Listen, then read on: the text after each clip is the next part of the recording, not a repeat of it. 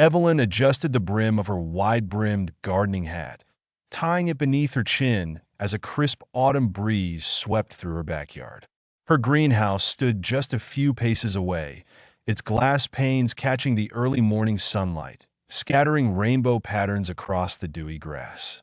She was eager to get started on the day's work, her hands already itching to prune the heirloom roses and check on the exotic orchids she had been nurturing for months. She reached for her sunscreen, squeezing a generous dollop into her palms. The motions were automatic. Rub, pat, smooth across her face and neck, until a voice, sharp and unfamiliar, broke the serenity. Check again. Look again. Evelyn froze, her hand hovering midair, her heart thudding in her chest. The words weren't loud, but they were unmistakably clear. They didn't sound like her inner voice, nor the voice of anyone nearby. She glanced around, scanning the garden and the patio beyond. It was early, and the world seemed still and silent save for the faint rustle of leaves and distant bird calls. "Who's there?" she called hesitantly, feeling foolish as the words left her lips. No one answered. The yard was empty, and even her tabby cat, Clementine, was nowhere in sight. She shook her head, chuckling nervously. "Get a grip, Evelyn. It's just your imagination." But as she turned back to the task at hand, the voice echoed again in her mind, firmer this time.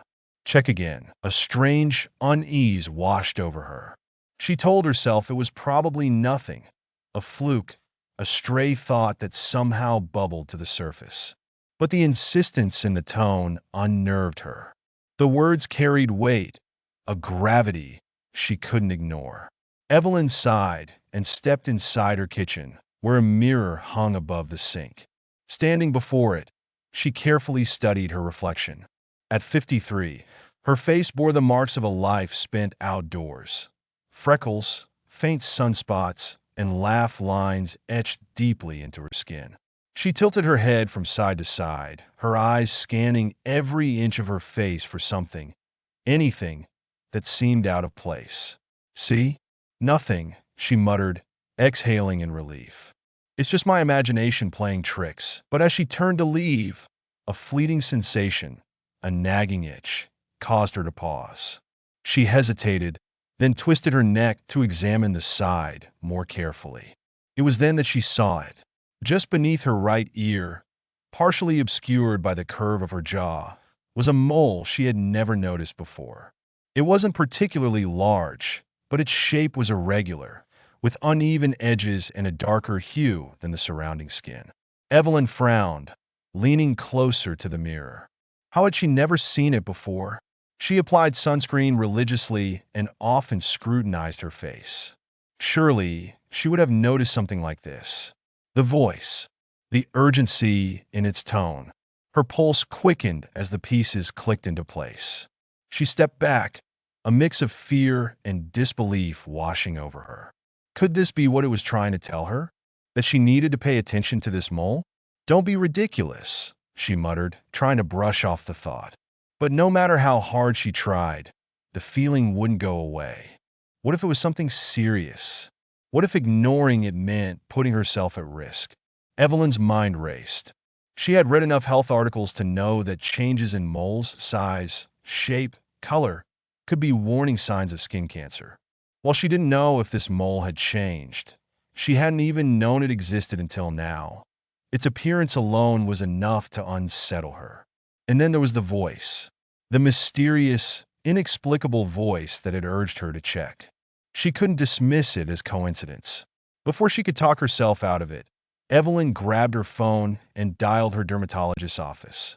The receptionist answered on the third ring, her tone pleasant and professional. "Dr. Marquez's office. How can I help you?" "Yes, hi.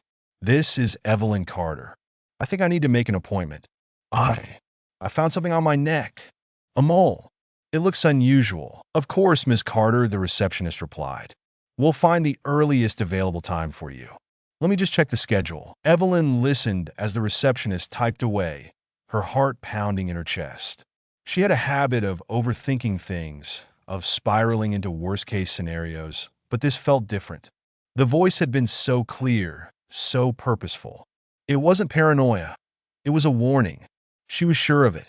"All right," the receptionist said after a moment. "We can get you in next Thursday at 10 a.m. Will that work?" "Yes, thank you," Evelyn replied, jotting down the date and time on the notepad by the phone. "I appreciate it." After hanging up, Evelyn sank into a chair by the kitchen table, staring out the window at her garden. Normally, the sight of her roses and wildflowers brought her peace, but today, their beauty seemed distant, overshadowed by the anxiety gnawing at her. The voice replayed in her mind. Check again. Look again. Who or what had spoken to her? And why had it chosen now? The rational part of her brain wanted to dismiss the whole experience as a product of stress or overactive imagination, but the timing was too precise. It didn't feel random. It felt deliberate. Over the next few days, Evelyn couldn't shake the unease. She went about her usual routine, tending to her plants, volunteering at the local community center, and catching up with friends, but the mole lingered in the back of her mind. When Thursday finally arrived, she felt a strange mix of dread and relief. She needed answers. Dr. Marquez greeted her warmly, her presence as calming as ever. Evelyn explained how she had discovered the mole, omitting the part about the voice. She didn't want to sound unhinged. The doctor examined her neck, her expression growing serious as she reached for her magnifying tool. "I'd like to take a biopsy," Dr. Marquez said after a moment. "Just to be safe." Evelyn nodded, her throat tightening. She had expected as much, but hearing the words still sent a chill through her. The procedure was quick, and Dr. Marquez reassured her that the results would come back within a week. As Evelyn left the office, a heavy sense of uncertainty settled over her.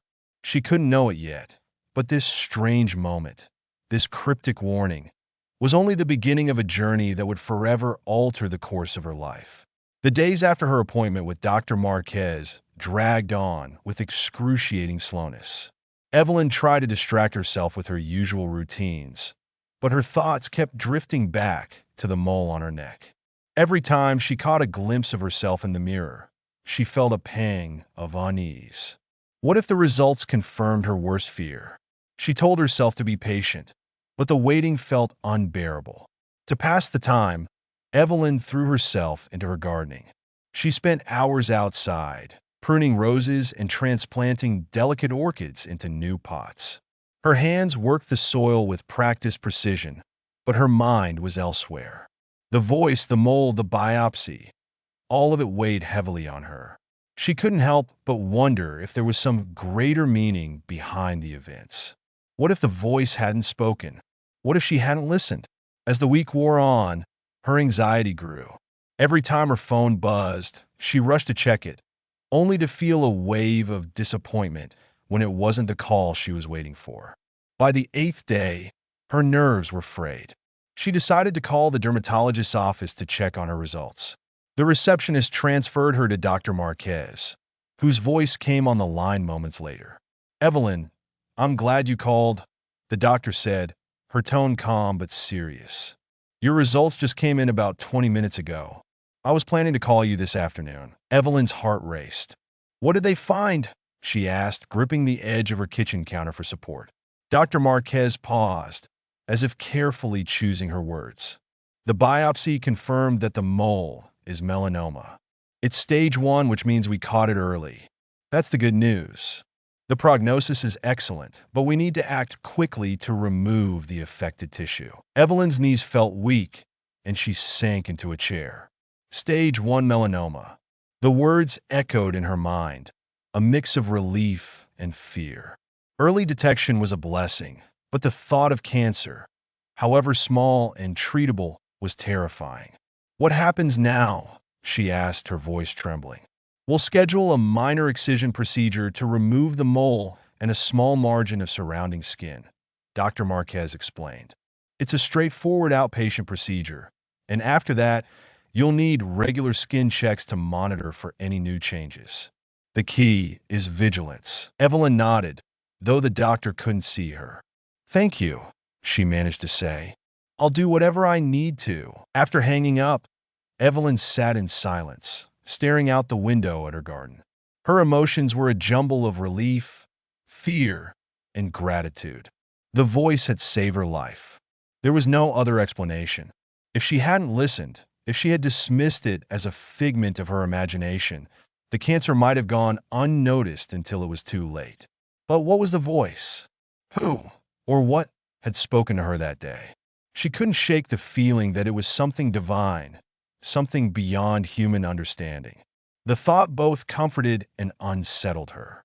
Over the next week, Evelyn prepared for her procedure. She researched melanoma, learning about its causes, treatments, and survival rates. She began examining her skin daily, scrutinizing every mole and freckle with newfound vigilance. She even bought a magnifying mirror to check hard-to-see areas, determined never to let anything slip past her again. The day of the excision arrived, and Evelyn felt a mixture of nerves and determination. The procedure itself was uneventful. Dr. Marquez and her team were efficient and reassuring, walking her through each step with care. They numbed the area, removed the mole, and closed the incision with precise stitches. It was over in less than an hour. "You did great," Dr. Marquez said as she handed Evelyn post-operative care instructions. "Remember to keep the site clean and protected, and don't hesitate to call if you have any questions. I'll see you in a few weeks for a follow-up." Evelyn thanked her and left the office, feeling a sense of closure. The mole was gone, and with it, the immediate threat of cancer. But as she drove home, she couldn't stop thinking about the voice. It had intervened at just the right moment, pushing her to act before it was too late. The timing was too precise to be mere coincidence. That evening, Evelyn sat in her garden, gazing at the stars. The cool night air was filled with the scent of blooming jasmine, and the world felt quiet and still. She closed her eyes and replayed the events of the past weeks in her mind. The voice, the discovery, the diagnosis, and the procedure. It all felt surreal, like a chapter from someone else's life. For the first time, she allowed herself to consider the possibility that the voice was divine. Was it an angel? A guardian spirit? God himself? Evelyn had never been particularly religious, but the experience had shaken her to her core. Someone had intervened to save her life. She couldn't explain it any other way. The thought brought a strange sense of comfort. If there were forces at work beyond her understanding, perhaps she wasn't as alone in the universe as she had always believed. The voice had guided her when she needed it most, and that realization filled her with a deep gratitude. In the days that followed, Evelyn began to see her life in a new light.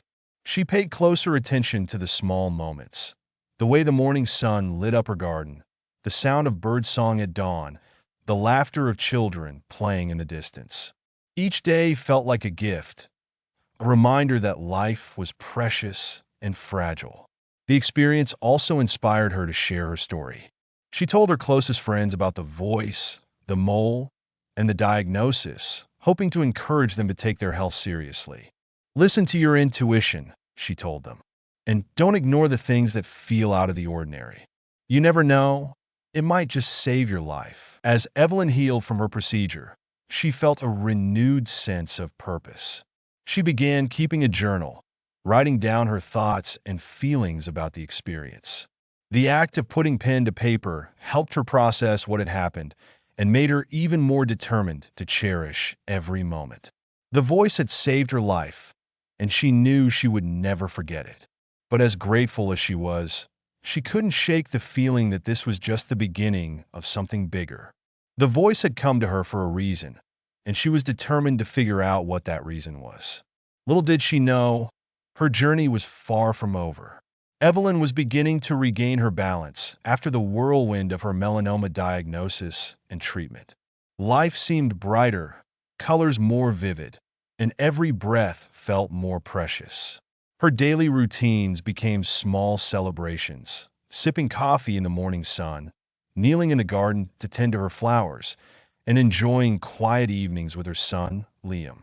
At 26, Liam had become her closest companion. His warm humor and quiet strength filled their home with an energy Evelyn cherished. Liam had always been her anchor. After her divorce years earlier, he had stayed by her side, encouraging her through the loneliness and the fear of starting over. Now, as an adult, he was building a life of his own, but they still shared a bond that felt unshakable. When Evelyn looked at him, she saw everything good she had ever done in her life reflected in his kind eyes and selfless heart. On a crisp November morning, Evelyn was in the garden when her phone buzzed on the patio table. Wiping her hands on her jeans, she picked it up and saw Liam's name flash across the screen. Smiling, she answered. "Hey, sweetheart," she said warmly. "Morning, Mom." Liam's voice came through light and cheerful.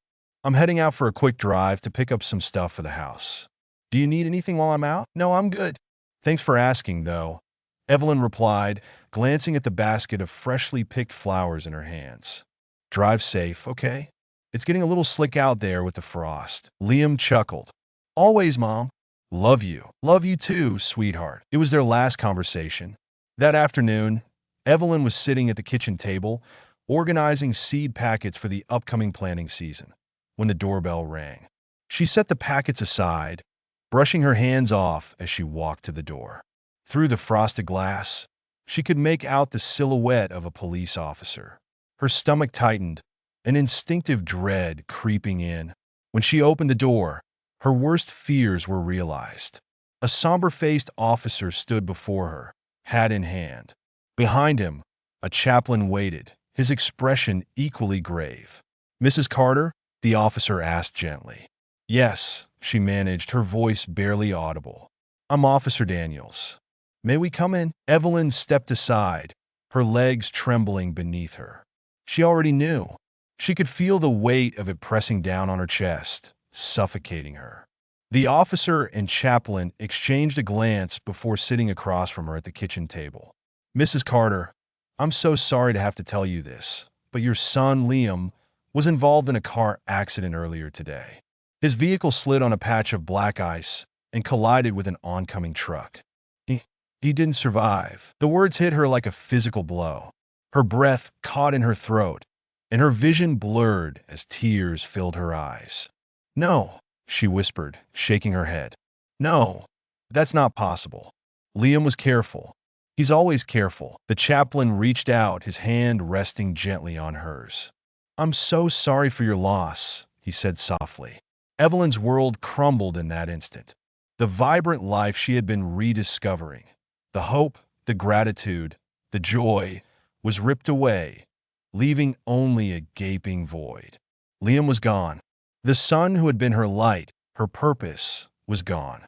The days following Liam's death were a haze of grief and disbelief. Friends and neighbors came by with casseroles and condolences, but their words felt hollow. Evelyn moved through her days like a ghost, her body going through the motions while her mind struggled to comprehend the enormity of her loss. She couldn't bring herself to enter Liam's room. His belongings were still exactly as he had left them. A pair of sneakers by the door, a sweatshirt draped over the back of a chair, and his favorite guitar resting in the corner. Each item was a painful reminder of the vibrant life that had been so abruptly extinguished. At night, Evelyn lay awake, staring at the ceiling, her mind racing with questions that had no answers. Why Liam? Why now? She thought of the voice that had saved her life just weeks earlier. If something divine had intervened for her, why hadn't it done the same for Liam? The unfairness of it all consumed her. One evening, as she sat alone in the living room, surrounded by silence, Evelyn felt herself breaking. The weight of her grief was too much to bear. She picked up the rosary her late mother had given her, a keepsake she hadn't touched in years, and held it in her hands. The smooth beads felt cool against her skin, a small comfort in the storm of her emotions. "Why?" she whispered, her voice trembling. "Why save me if you were just going to take him?" Tears streamed down her face as she clutched the rosary to her chest. She didn't expect an answer, but the act of asking felt like a release. For the first time since Liam's death, She allowed herself to fully feel the depth of her pain. The next morning, Evelyn decided to visit Liam's favorite spot, a small hill overlooking the town, where he often went to think and play his guitar. She brought a bouquet of lilies, his favorite flowers, and placed them at the base of the tree where he used to sit. The wind was gentle, rustling the leaves overhead, and for a moment, Evelyn felt a strange sense of peace. As she stood there, memories of Liam flooded her mind, his laughter, his kindness, the way he always looked out for her. She realized that while his physical presence was gone, his love and the memories they shared would always be a part of her. It wasn't the same, it would never be the same, but it was something. Over the weeks that followed, Evelyn began to cling to the small signs of hope she found in the world around her. A butterfly landing on her hand as she worked in the garden. A song on the radio that had been one of Liam's favorites. A vivid dream where she saw him smiling, telling her he was okay. These moments didn't erase her grief, but they gave her a sliver of comfort. She began to see them as reminders that Liam's spirit was still with her, guiding her in some unseen way. The voice that had saved her life took on a new significance. Maybe it hadn't just been about the melanoma. Maybe it was preparing her for the journey ahead, giving her the strength she would need to face the unthinkable. Evelyn's faith, once dormant, began to awaken. She started praying the rosary daily, finding solace in the rhythm of the prayers and the connection they gave her to something greater. She wasn't sure if it was God, an angel, or Liam himself, but she felt a presence watching over her, giving her the courage to move forward. Though her grief remained, Evelyn began to rebuild her life, one day at a time. She poured her love into her garden, planting a new section in Liam's honor, filled with his favorite flowers and plants. She called it Liam's Haven, a place where she could feel close to him. As the weeks turned into months, Evelyn realized that her journey was far from over.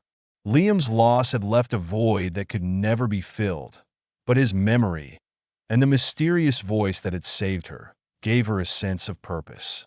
She vowed to live her life fully, carrying Liam's spirit with her every step of the way. The days after Evelyn's visit to Liam's favorite hill were bittersweet. Her grief, though still a heavy weight on her chest, began to feel more like a companion than an oppressor. She moved through her home, her garden, and the quiet corners of her life with a fragile acceptance. While Liam's absence left a gaping void, the small signs she'd begun to notice, the butterfly, the song on the radio, and her vivid dreams, gave her a sliver of hope that he wasn't truly gone. It was a hope she desperately needed. One rainy afternoon, Evelyn found herself drawn to the rosary her mother had given her so many years ago. She had tucked it away in a drawer after her mother's passing, unsure how to incorporate it into her life. Religion had never been central to her upbringing, and while her mother had prayed devoutly, Evelyn had always considered faith something distant and abstract. Now, holding the smooth, cool beads in her hand, she wondered if there was more to faith than she'd once believed. She sat down at the kitchen table, the rosary resting in her palms, and hesitantly began to pray. Her words were clumsy at first, uncertain and halting, but as she moved through the prayers, a surprising calm washed over her.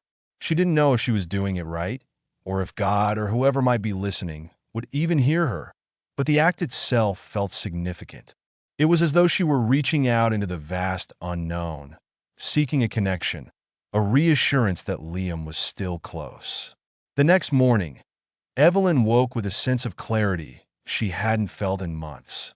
She went to the garden, where the soil was soft from the rain, and knelt beside the empty patch of earth she had reserved for Liam's haven. She had been planning to start the project for weeks, but hadn't been able to bring herself to begin. Now, with the rosary tucked in her pocket, she felt ready.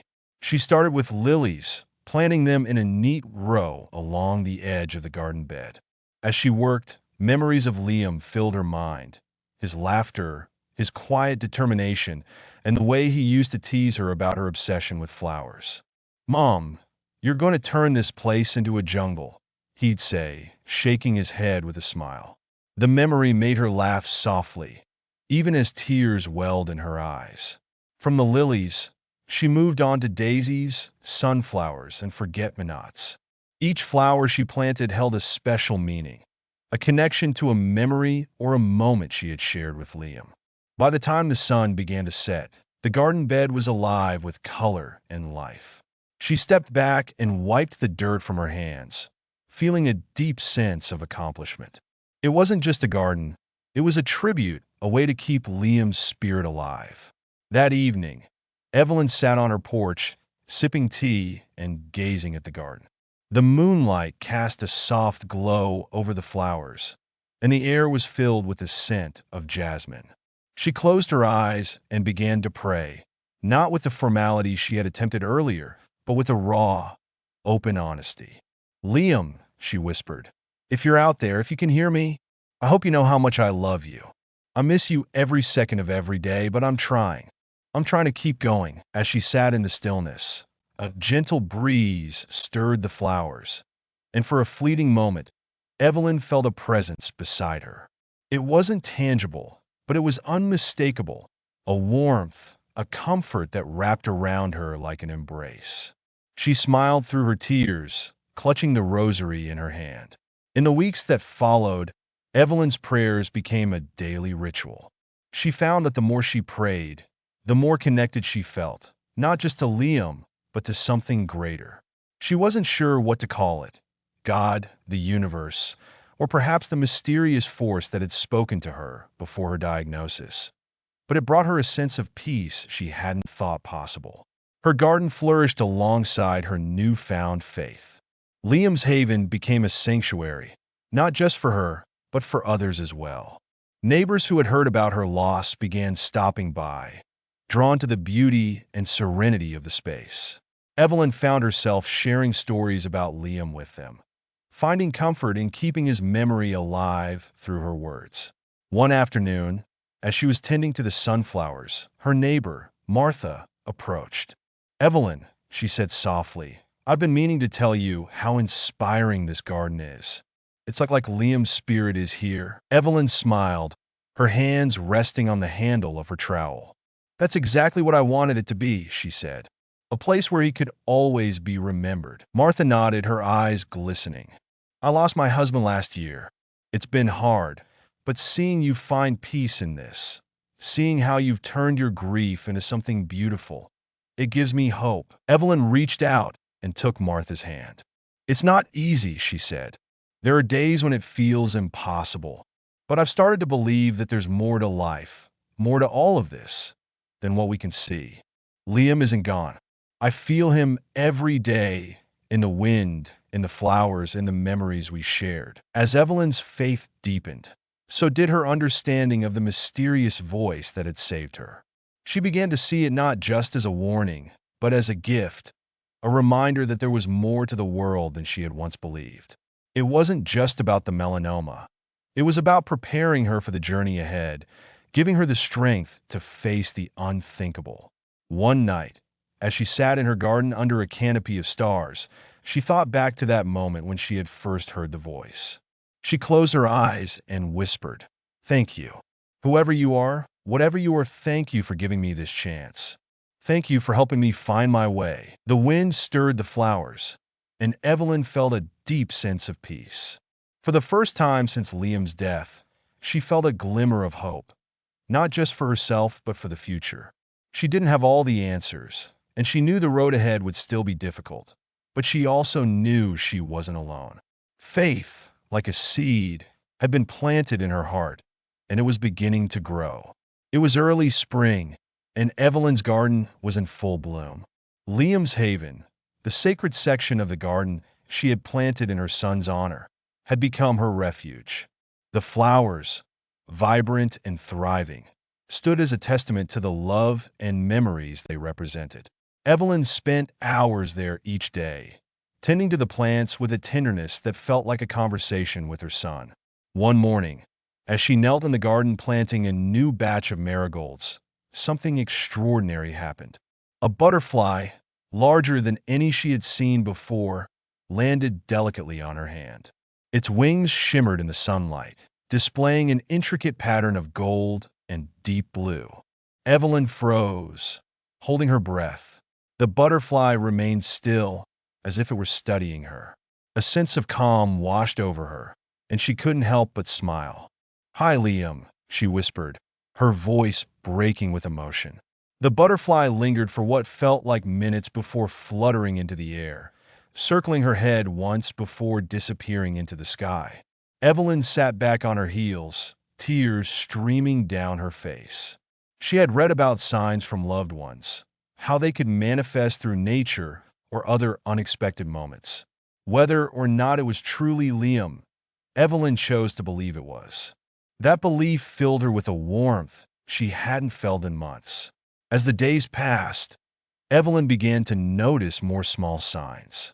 A song that Liam loved would play on the radio just as she walked into the room.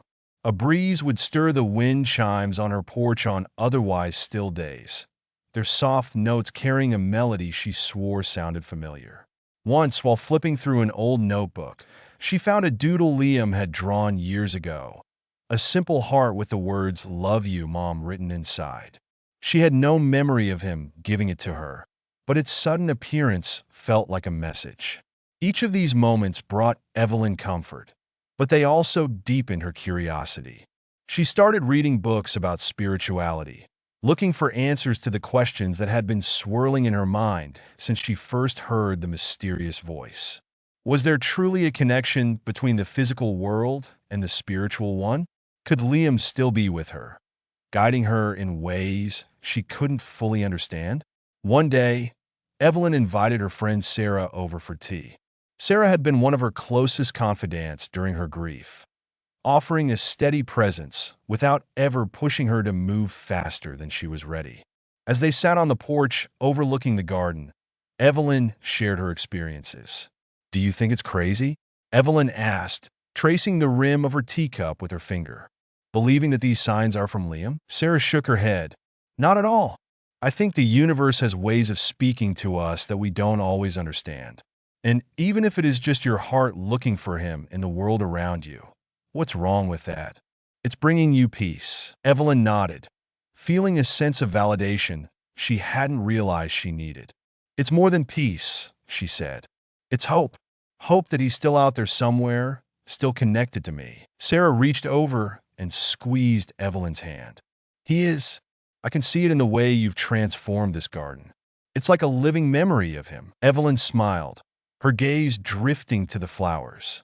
"I just want to keep him close," she said softly, "in every way I can." A few weeks later, Evelyn decided to start journaling.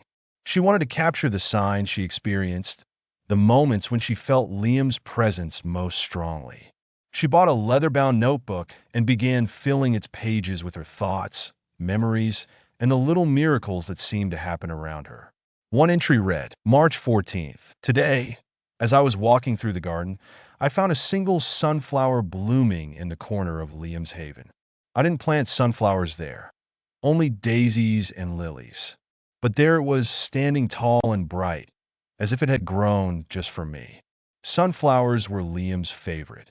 I don't know how it got there, but I feel like it's his way of saying, 'I'm here.'" Another entry, March 20th. "I had the strangest dream last night. Liam was sitting in the garden, playing his guitar. He didn't say much, but he smiled at me, a smile so warm and full of love that it woke me up in tears. It felt so real, like he was really there. I can still hear the notes of the song he was playing. I think it was Blackbird. It was one of his favorites." Writing these moments down gave Evelyn a sense of purpose. It was a way to document her journey, to remind herself that even in her darkest moments, she wasn't alone. Liam's presence, whether real or imagined, was a source of light that guided her forward. One afternoon, while tending to the roses, Evelyn felt an overwhelming urge to pray. She set down her trowel, brushed the dirt from her hands, and closed her eyes. Holding the rosary that had become her constant companion, she whispered, "Thank you, God, for these signs. Thank you for reminding me that love doesn't end with death." As she finished her prayer, She opened her eyes and saw something remarkable. A robin had landed on the fence just a few feet away, its bright red breast glowing in the sunlight. It tilted its head, watching her with curious eyes. Evelyn held still, her breath caught in her throat. Robins had always reminded her of her mother. Her mother had once told her that they were messengers, bringing hope and comfort during difficult times. The robin chirped once, then flew off, disappearing into the trees. Evelyn felt a rush of emotion. It wasn't just Liam who was watching over her. It was her mother, too. The thought filled her with an indescribable sense of connection, as though the boundaries between this world and the next were thinner than she had ever realized. As spring turned to summer, Evelyn's garden flourished in ways she hadn't expected. Neighbors began stopping by more frequently, drawn to the beauty and tranquility of Liam's haven. Evelyn welcomed them, sharing the stories behind the flowers and the signs she had experienced. Her garden became more than a personal refuge. It became a place of healing and hope for others. One day, a young woman named Clara knocked on Evelyn's door. She introduced herself as a friend of a neighbor and explained that she had recently lost her brother. "I heard about your garden," Clara said, her voice trembling. "I was wondering, could I see it?" Evelyn nodded, her heart aching for the girl. She led Clara to Liam's haven and watched as the young woman knelt among the flowers, her shoulders shaking with silent sobs. Evelyn knelt beside her, placing a hand on her back. "You're not alone," Evelyn said softly. "Our loved ones, they never really leave us. You'll find them in the little things, the moments that catch you by surprise. And when you do, hold on to them. They're gifts." Clara looked up at her, tears streaming down her face. "Thank you," she whispered. "This is beautiful." Evelyn smiled, feeling a deep sense of fulfillment. Liam's haven had become more than just a garden. It was a sanctuary, a place where love and faith blossomed alongside the flowers. It was a reminder that even in the face of loss, life could still hold moments of grace and beauty. Evelyn awoke early one summer morning, the sunlight streaming through her bedroom window. She had grown to love the quiet stillness of dawn, a time when the world seemed at peace and her thoughts could wander freely. Her days always began with the rosary now, the smooth beads a tangible connection to the faith that had taken root in her life. It was a practice she had initially turned out of desperation, but over time it had become a source of strength and solace. Today was special. Evelyn had decided to host a small gathering in Liam's haven, inviting friends, neighbors, and even a few strangers who had heard about her story. She wanted to share not only the beauty of the garden, but also the journey that had brought her to this point, a journey of loss, love, and faith. By mid-morning, Evelyn was bustling around the house, preparing for her guests. She arranged trays of sandwiches and pastries in the kitchen and brewed a large pot of her favorite lavender tea.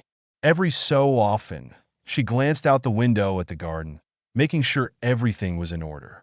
The flowers seemed to glow in the sunlight, their colors more vibrant than ever. It was as if the garden itself understood the significance of the day. When the first guests arrived, Evelyn greeted them warmly, leading them through the winding paths of her garden. "This is Liam's haven," she said, gesturing to the corner filled with lilies, sunflowers, and daisies. "It's a place where I can feel close to my son, where his spirit lives on." The visitors walked through the garden in silence, their expressions a mix of awe and reverence. Some paused to admire the flowers, while others sat quietly on the benches Evelyn had placed under the shade of the old oak tree. It wasn't long before conversations began to flow, people sharing their own stories of loss and resilience. As the afternoon wore on, Evelyn found herself sitting with Clara, the young woman who had visited Liam's haven weeks earlier. Clara's eyes were brighter now, her demeanor less heavy with grief. She reached out and took Evelyn's hand. "Thank you for today," she said softly. "This place, it's like a balm for the soul." Evelyn smiled, squeezing Clara's hand. "That's exactly what I hoped it would be. A place of healing for anyone who needs it. Clara hesitated, then said, I've been thinking a lot about what you told me before about holding on to the signs. I started journaling like you do, and I've noticed things, little things that remind me of my brother. A song, a feather on my windowsill, even just a feeling sometimes. It's helped me more than I can say. I'm so glad, Evelyn said. Those signs are gifts. They're reminders that love doesn't end when someone passes. It stays with us in ways we might not always understand. As the guests began to leave, Evelyn felt a deep sense of fulfillment. Her garden had become more than just a tribute to Liam. It had become a sanctuary for others, a place where pain and loss could be transformed into hope and connection. She stood in the middle of the garden as the last of the visitors walked away, her heart full of gratitude. When the garden was quiet again, Evelyn sat on the bench beneath the oak tree, her rosary in hand. She began to pray, her words flowing naturally, as though she were speaking to an old friend. Thank you, God, she murmured. Thank you for giving me the strength to create this place, for guiding me through the darkest days. Thank you for the signs, for the people who have come into my life, and for the love that has never left me. The wind stirred the leaves above her, carrying the scent of jasmine and roses. Evelyn closed her eyes, breathing deeply. She felt a presence then, not just Liam's, but something greater. It was a feeling of connection, as though the boundaries between this world and the next had dissolved, leaving only love and light. In the weeks that followed, Evelyn's faith continued to grow. She began attending church services, not out of obligation, but out of a genuine desire to deepen her relationship with God. She found comfort in the rituals, the sense of community, and the opportunity to reflect on her journey. She also started volunteering at the church's grief support group, sharing her story with others who were navigating the painful terrain of loss. Her words resonated with the group, and she quickly became a source of comfort and inspiration for many. It's not about finding all the answers, she would tell them. It's about trusting that there's more to this life than what we can see. It's about holding on to love, even when it feels like it's been taken away. One evening, as Evelyn was writing in her journal, she came across an entry she had written shortly after Liam's death. The words were raw, filled with anger and despair. Why save me if you were just going to take him? Reading those words now, Evelyn felt a wave of compassion for the woman she had been. She understood her pain, her confusion, but she also knew how far she had come since that moment. Her faith had given her a new perspective. Not that her loss had been for a reason, but that it had opened her heart to something greater. She picked up her pen and wrote beneath the old entry, "You didn't take him. You showed me how to find him in the world around me. You taught me that love doesn't end, it transforms. Thank you for teaching me how to see." Years later, Evelyn stood in Liam's haven, now more vibrant and expansive than ever. The garden had become a beloved fixture in the community, a place where people came to reflect, to heal, and to celebrate life. Evelyn often hosted gatherings there, just as she had that first summer, sharing stories and creating a space where others could find comfort. Her life had changed in ways she never could have imagined. The voice that had saved her had set her on a path not just of survival, but of transformation. It had led her through grief and into faith, through despair and into hope. And while she still missed Liam every day, she knew he was with her, in the garden, in her prayers, and in her heart. Evelyn looked up at the sky, the sun warm on her face. She whispered a quiet prayer, not asking for anything, but simply giving thanks. For the garden, for the signs, for the love that had carried her through. And as the wind stirred the flowers around her, Evelyn felt a presence, gentle, reassuring, and eternal.